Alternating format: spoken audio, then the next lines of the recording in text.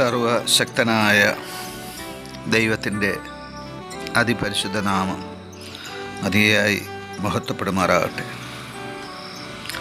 കർത്താവിൽ പ്രിയ ദൈവമക്കളെ, നിങ്ങൾക്കേവർക്കും ജീസസ് വോയിസ് മെസ്സേജ് എന്ന പ്രഭാത ദൈവവചന ധ്യാന ശുശ്രൂഷയുടെ പുതിയൊരു എപ്പിസോഡിലേക്ക് സ്നേഹത്തോടെ സ്വാഗതം.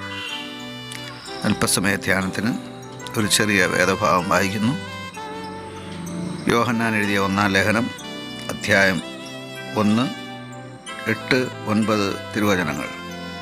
1 യോഹന്നാൻ 1-ാം അധ്യായം 8, 9 തിരുവചനങ്ങൾ.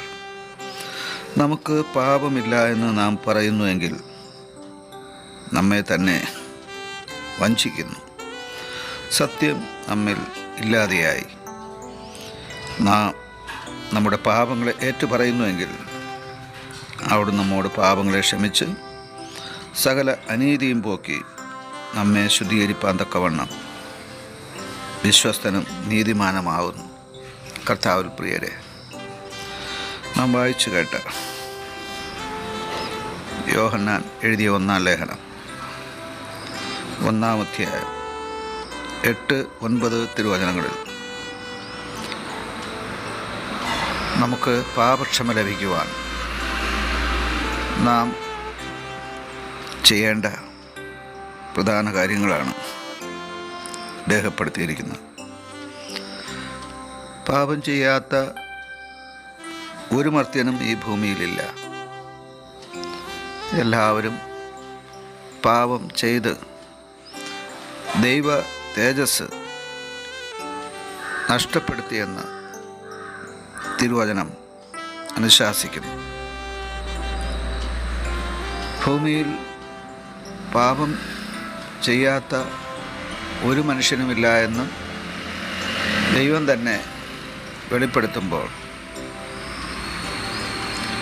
ഈ പാപത്തിൽ നിന്ന് ഈ ഭൂമിയിൽ ജീവിക്കുന്ന നമുക്ക് എങ്ങനെയാണ് വിടുതലുണ്ടാകുന്നത്? പാപമോചനം ലഭിക്കുന്നത് എങ്ങനെയാണ്?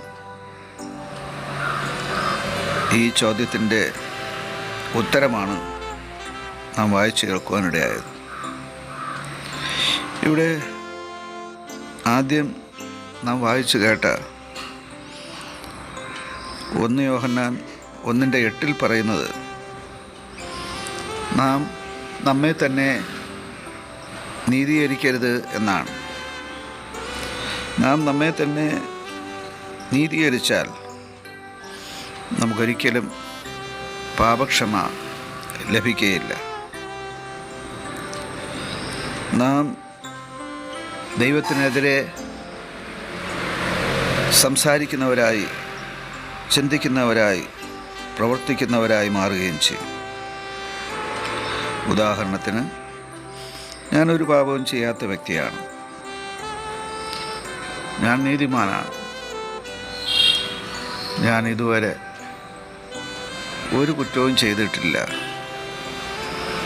എന്ന് ഈ ഭൂമിയിൽ ജീവിക്കുന്ന ഒരു മർത്യനും അവകാശപ്പെടുവാൻ കഴിയില്ല. കാരണം തിരുവചനം പറയുന്നു, പാപം ചെയ്യാത്ത മർത്യൻ ഭൂമിയിൽ ഇല്ലല്ലോ എന്നും. അതെ, പാപം ചെയ്യാത്ത മർത്യൻ ഭൂമിയിൽ ഇല്ലല്ലോ എന്നാണ് വചനം പറയുന്നത്.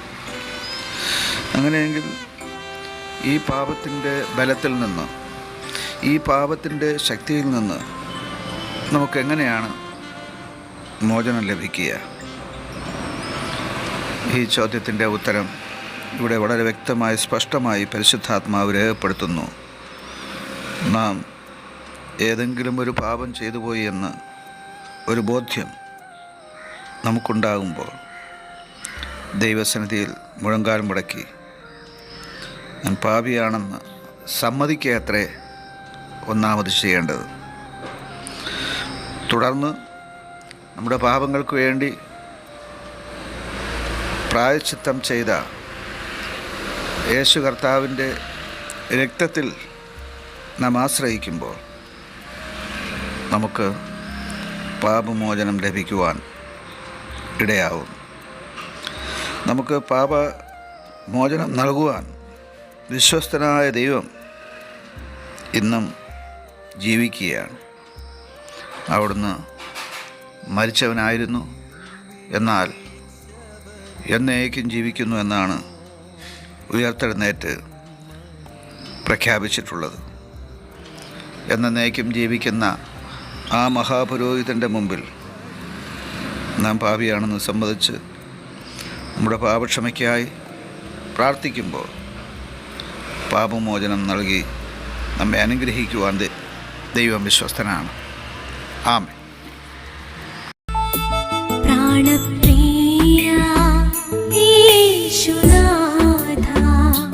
ജീവൻ തന്ന സ്നേഹമേ, നഷ്ടമായി പോയ എന്നെ ഇഷ്ടനാക്കി തീർത്തനാഥ. പ്രാണപ്രിയ യേശുനാഥ, ജീവൻ തന്ന സ്നേഹമേ, നഷ്ടമായി പോയ എന്നെ ഇഷ്ടനാക്കി തീർത്തനാഥ.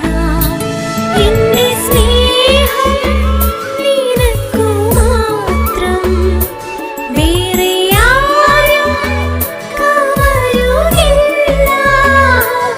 എന്റേതെല്ലാം നിനക്കു മാത്രം, എന്നെ മുറ്റും തരുന്നീതാ.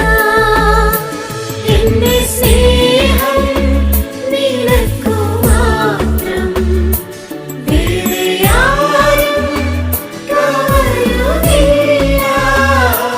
എന്റേതെല്ലാം നിനക്കു മാത്രം, എന്നെ മുറ്റും തരുന്നീതാ.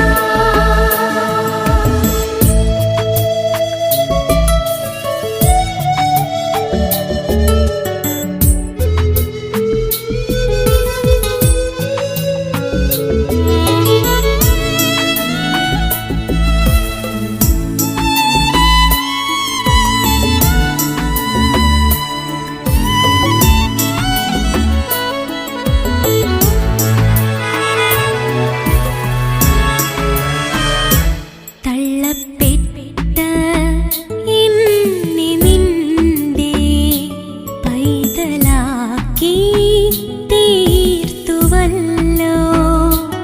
എന്റെ പാപം എല്ലാം പോക്കി എന്നെ മുഴുവൻ സൗഖ്യമാക്കി. തള്ളപ്പെട്ട എന്നെ നിന്റെ പൈതലാക്കി തീർത്തുവല്ലോ. എന്റെ പാപം എല്ലാം പോക്കി എന്നെ മുഴുവൻ സൗഖ്യമാക്കി. എന്റെ സ്നേഹം നിനക്കു മാത്രം, വേറെ ആരും കവരുകില്ല. എന്റേതെല്ലാം നിനക്കു മാത്രം, എന്നെ മുറ്റും തരുന്നീതാ. എന്റെ സ്നേഹം